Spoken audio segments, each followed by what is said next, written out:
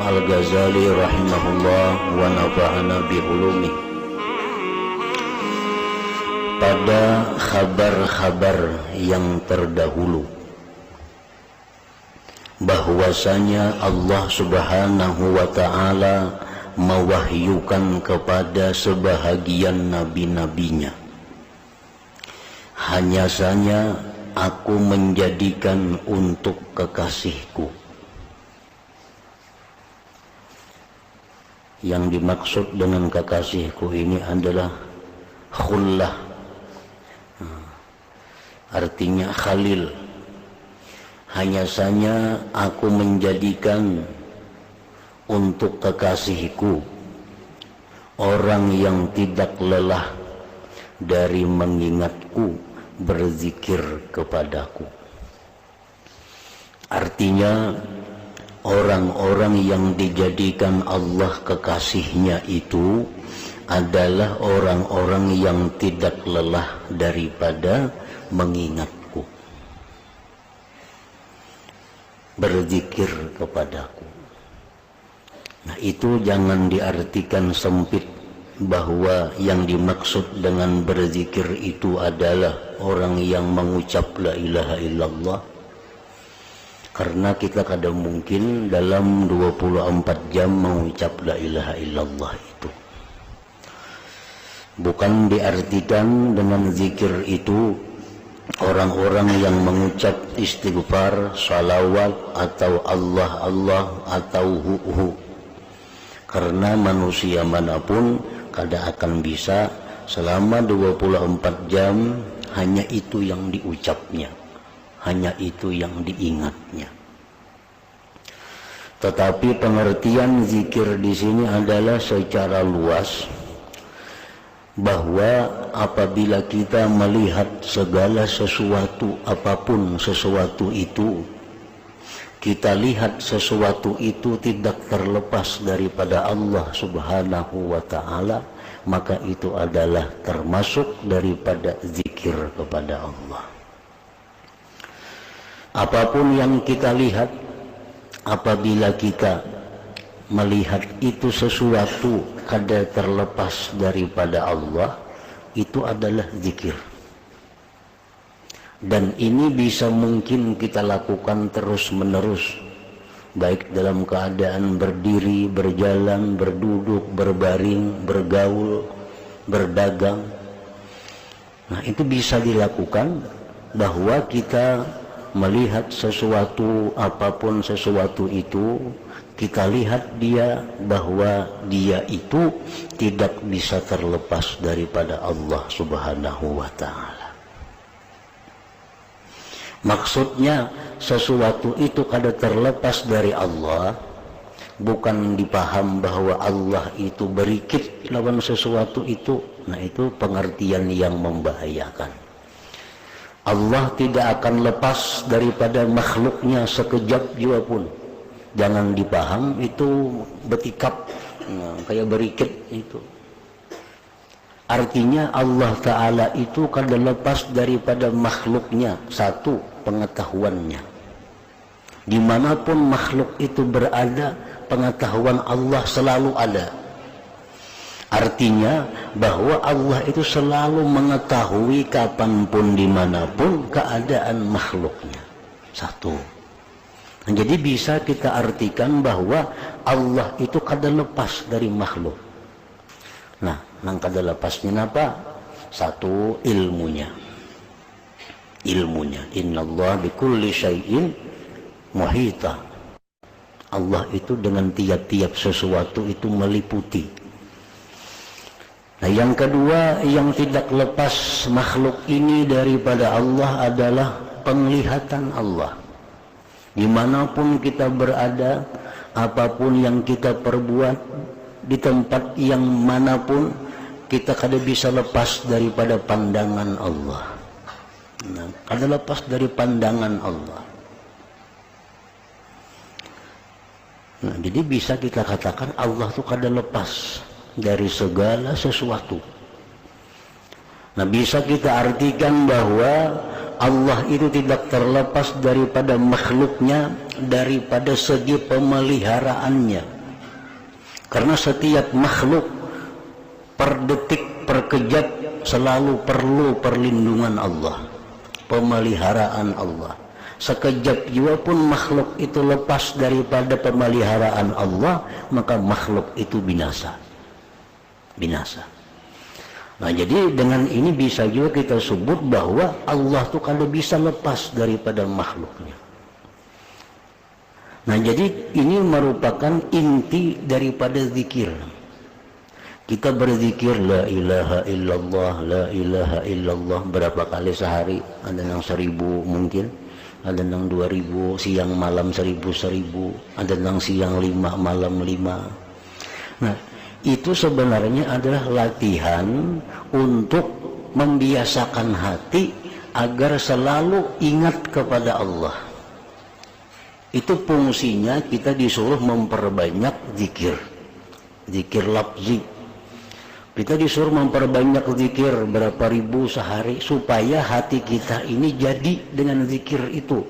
Bila mana hati kita itu sudah jadi dengan zikir, sehingga kita melihat apapun, maka apapun itu kada akan terlepas lagi dari Allah Subhanahu wa ta'ala.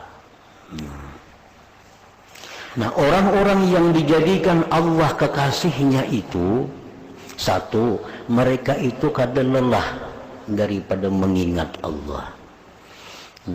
Kada lelah mengingat Allah, artinya kada lelah apa? Selalu ingat Allah. Melihat si fulan ini, dia melihat bahwa fulan itu kada lepas dari Allah.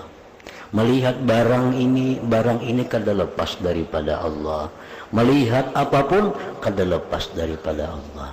Ilmu Allah, penglihatan Allah, pengawasan Allah, pemeliharaan Allah. Nah, jadi itulah satu dahulu, orang yang dijadikan Allah kekasih itu orang yang selalu ingat kepada Allah. Kalau mesti aktivitasnya sembahyang.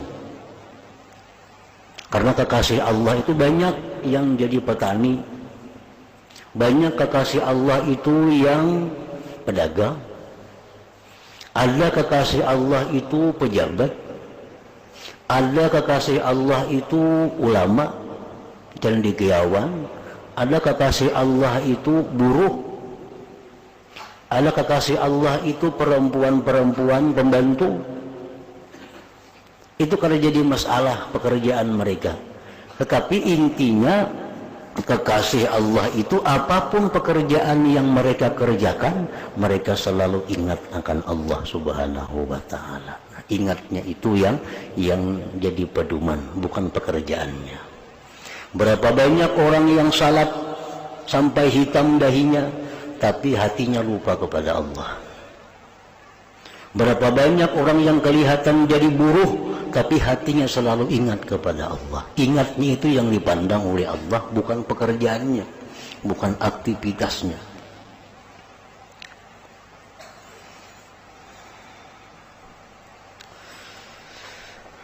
Satu itu, kekasih Allah itu tidak lelah dari mengingatku, jar Tuhan, berzikir kepadaku. Jadi jangan aneh, jangan heran kalau melihat kekasih Allah itu mereka kada terlihat berzikir lisan. Ya, karena zikir lisan itu hanya adalah bagian daripada latihan untuk memantapkan zikir hati. Nah, karena zikir lisan ini hanya merupakan bagian untuk memantapkan zikir hati. Bagi orang-orang yang sudah hatinya sudah kada lupa lagi dengan Allah, mungkin dia meninggalkan zikir lisan itu. Banyak aulia Allah tuh kada kelihatan zikirnya, kada kedengaran zikirnya, tapi hati mereka selalu ingat kepada Allah. Yang kedua, ujar Tuhan, orang yang kujadikan kekasih itu dan ia tidak mengutamakan sesuatu dari makhlukku mengalahkanku. dan ia tidak mengutamakan sesuatu dari makhlukku mengalahkanku.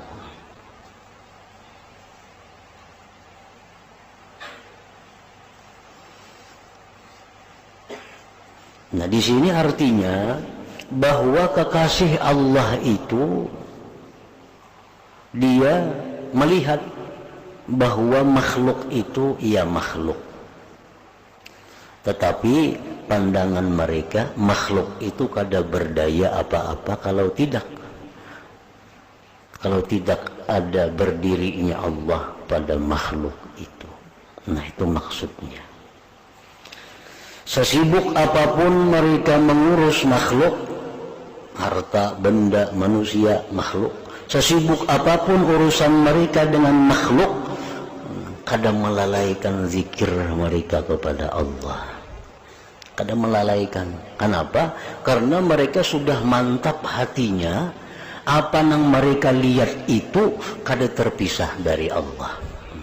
Jadi kada kawalalai dengan Allah itu. Apapun yang diurusnya, apapun kesibukannya, kada mengganggu zikirnya, karena ia sudah melihat sesuatu apapun kada bisa lepas dari Allah. Nah, dan ia tidak mengutamakan sesuatu dari makhlukku mengalahkanku. Nah, jadi itu sudah berbicara kepada bagian ma'rifatullah ngarannya. Orang yang ma'rifat kepada Allah tadi ada dua jalan mereka. Satu, mereka itu ada yang melihat sesuatu kada terlepas dari Allah, yang dia melihat Allah itu ada pada segala sesuatu. Nah, itu kehidupan orang-orang kekasih Allah, kada lepas dari itu. Kadang-kadang mereka melihat sesuatu kada lepas dari Allah, kadang-kadang mereka melihat Allah qiyam, ada pada tiap sesuatu. Nah, itu ma'rifat. Itu orang yang ma'rifat. Artinya ma'rifat itu adalah menyatukan, mengawinkan antara syariat dan hakikat. Nah, syariat lawan hakikat itu dikawinakan. Siapa yang mengawinakan hakikat lawan syariat itu? Yang mengawinakan siapa? Yang mengawinakan itu ia tarikat ngarannya. Tarikat itu kita jalani untuk bisa memaduakan antara hakikat dengan syariat. Bila hakikat syariat ini padu satu, kita kada mau lagi lalai kepada Allah. Kada mau lagi lupa lawan Tuhan. Dimanapun kita berada, apapun keadaan yang kita hadapi, kalau sudah syariat hakikat itu sudah kawin, sudah satu. Nah, kayak apa caranya supaya bisa kawin itu? Nah, disuruh orang bertarikat. Nah, tarikat itu artinya jalan untuk menuju perkawinan antara syariat dan hakikat. Kalau orang bersyariat saja, ini kali ingat lawan Allah, melihat bulan-bulan, melihat ini mutlak sampai di situ. Itu orang bersyariat saja. Kalau orang berhakikat saja, ini kali ingat lagi lawan sesuatu samuan dilihatnya Allah, kada kewajiban itu. Nah, jadi yang paling sempurna itu adalah syariat itu dikawinkan dengan hakikat. Nah, itu ngarannya adalah ma'rifatullah. Nah, jadi melihat sesuatu, ya sesuatu juga, melihat orang-orang juga, tapi orang itu kada lepas dari Allah. Nah, itu ngarannya sudah kawin syariat lawan hakikat. Kalau melihat orang itu, ingat orang itu aja, ngarannya syariat. Kalau inya melihat orang, kada lagi melihat orang, melihat Allah semata, ngarannya hakikat saja itu. Nah, itu yang disuruh tuh kita melihat orang-orang, tapi orang tuh kada bisa lepas dari Allah. Nah, bila kita macam itu, kawa kita 24 jam zikir kepada Allah. Walaupun kita guring kita pun guring berzikir ngarannya. Bila sudah kawan yang macam itu. Jadi itu gunanya tarikat. Tarikat ini supaya kawa ke jenjang itu. Kan tarikatnya mulai tubat, dulu tuh tarikat tuh batubat, kayak nawara, zuhud, sabar, syukur tuh tarikat itu. Ujungnya supaya bisa menyatukan antara hakikat dan syariat tadi. Jangan dibuang syariat tuh, kada boleh dibuang. Syariat tuh tubuhnya Nabi. Orang meniadakan syariat sama meniadakan Nabi. Nah, hakikat pun kada boleh dibuang. Dibuang hakikat sama meniadakan roh Nabi.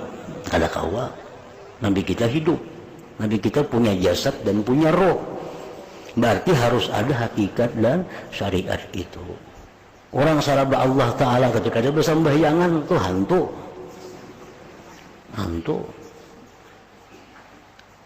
Kada bersembayangan, puasa kada, sembahyang kada. Jadinya aku mandang hakikat saja. Enggak tuh jangan bermakanan juga. Jangan bermakanan lagi, jangan berminuman lagi, jangan berguringan lagi. Ingatan Allah Ta'ala lagi semacam lagi. Nah, jadi itu sesuatu yang kada bujur, sesuatu yang salah. Kalau hanya hakikat yang dikaji. Syariat itu wajib ada. Buktinya apa? Lahirnya Nabi. Itu menunjukkan bukti adanya syariat. Hakikat itu pun ada, buktinya adanya roh Nabi kita. Jadi dua itu mesti dikawinakan supaya normal, Bila sudah itu jadi satu, nah mengingat Allah itu kada ada lapahnya, dengan sendirinya ingat Allah. Nah kemudian lagi kada bakalan mengutamakan makhluk daripada Allah, karena sudah tahu makhluk itu kada bisa lepas dari Allah.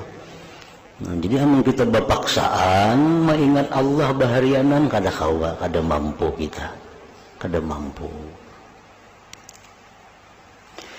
Jadi intinya orang yang jadi kekasih Allah itu orang yang ma'rifat dengan Allah. Orang yang ma'rifat dengan Allah. Ma'rifat dengan Allah macam apa? Ya, yang kayak tadi, orang yang bisa menyatukan antara hakikat dan syariat. Nabi kita dalam perang Badar itu disuruh oleh Allah untuk melontarkan pasir.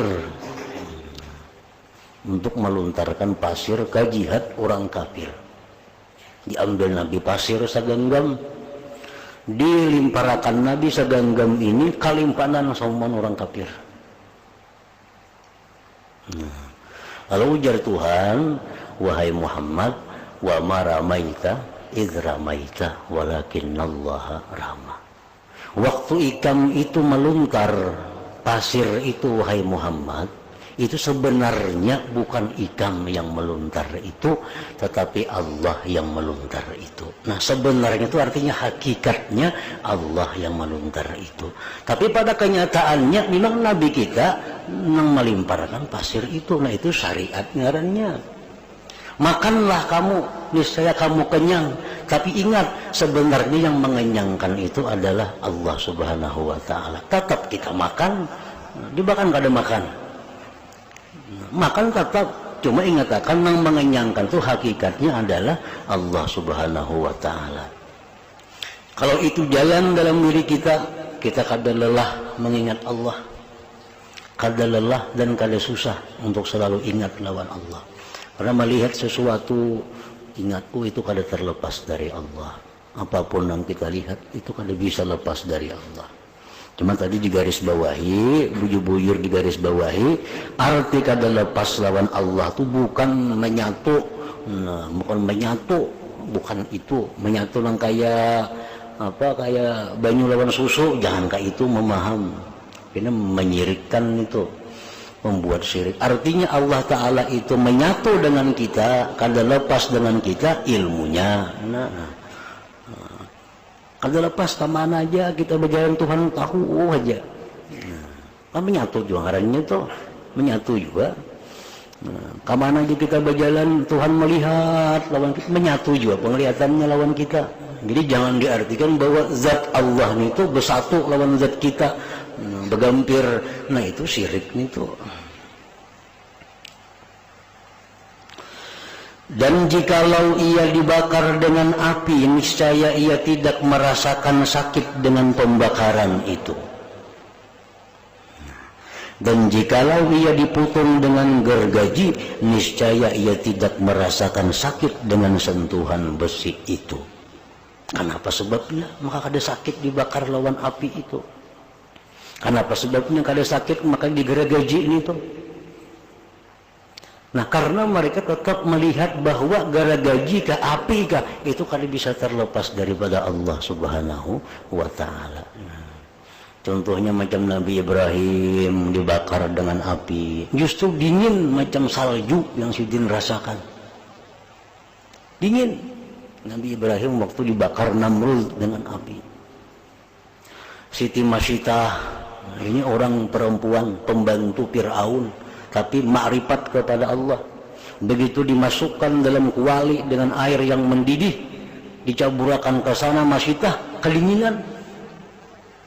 Masih dalam keadaan kedinginan, bukan luyuh, bukan lupau, kada. Macam siapa lagi dari sahabat Nabi, Sumayyah. Sumayyah ini perempuan pertama yang syahid dalam Islam. Sumayyah itu ibunya oleh Ammar bin Yasir. Dipaksa oleh orang kafir agar meninggalkan Islam. Sumayyah tetap kada mau. Mati-matian dia Islam, akhirnya ditumbak oleh orang kafir. Tapi tak kurihing Sumayyah itu, kadang merasakan sakitnya tumbak itu. Kenapa? Karena si jin sudah berada di alam ma'rifat kepada Allah Subhanahu wa Ta'ala. Nah, jadi kekasih Allah itu mereka sudah sampai kepada tahap yang demikian itu. Apalagi sakit gigi maginnya, kada apa-apa itu. Ada kuciak-kuciak pang sakit bantahan tak batis. Sakit gigi, sakit batis, sakit awak, ada napa-napanya itu. Jadi lain orang yang ma'rifat lawan Allah itu sakitnya lawan orang sakit biasa lain. Jadi kepala lagi sakit sudah kada sembahyang lagi. Meriap dingin awak sudah pukul 7 sembahyang subuh. Nah, kalau orang ma'rifat lawan Allah kada macam itu.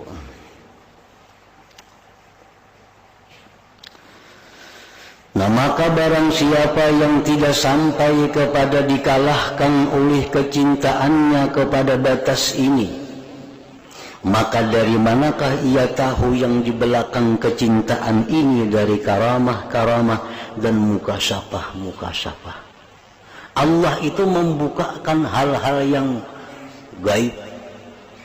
Allah memberikan karamah-karamah itu kepada orang-orang yang cinta kepada Allah dan dicintai oleh Allah.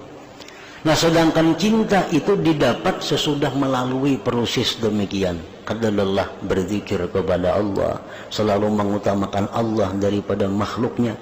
Nah, sesudah proses itu hanya didapat cinta kepada Allah. Dan di belakang cinta itulah letaknya karamat, letaknya mukasyafat. Di situ andaknya. Semuanya itu adalah di belakang kecintaan. Dan cinta itu di belakang kesempurnaan iman. Dan makam-makam iman dan keterpautannya pada bertambah dan berkurangnya adalah tidak ada batas hitungannya.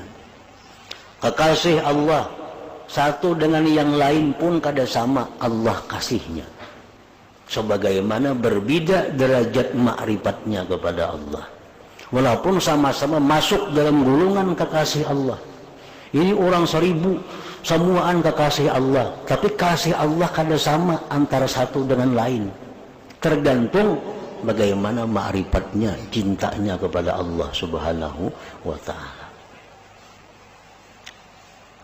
Oleh karena itu Nabi sallallahu alaihi wasallam bersabda kepada Abu Bakar Siddiq radhiyallahu taala anhu, "Inna Allah taala qad a'taka mithla imani kulli man amana bi min ummati wa a'tani mithla imani kulli man amana bih min waladi Adam." Artinya, sesungguhnya Allah Ta'ala telah memberikan kepadamu, wahai Abu Bakar, seperti iman sekalian orang yang beriman kepadaku dari umatku. Dan dia memberikan kepadaku iman seperti iman sekalian orang yang beriman kepadanya dari anak Adam. Artinya, iman seluruh manusia mulai Adam sampai hari kiamat ditimbang dengan imannya Nabi kita, berat iman Nabi kita. Ditinggal Nabi kita sekong, timbang iman seluruh orang yang beriman dengan Nabi kita ditimbang dengan imannya Abu Bakar, maka menang imannya Abu Bakar Siddiq itu.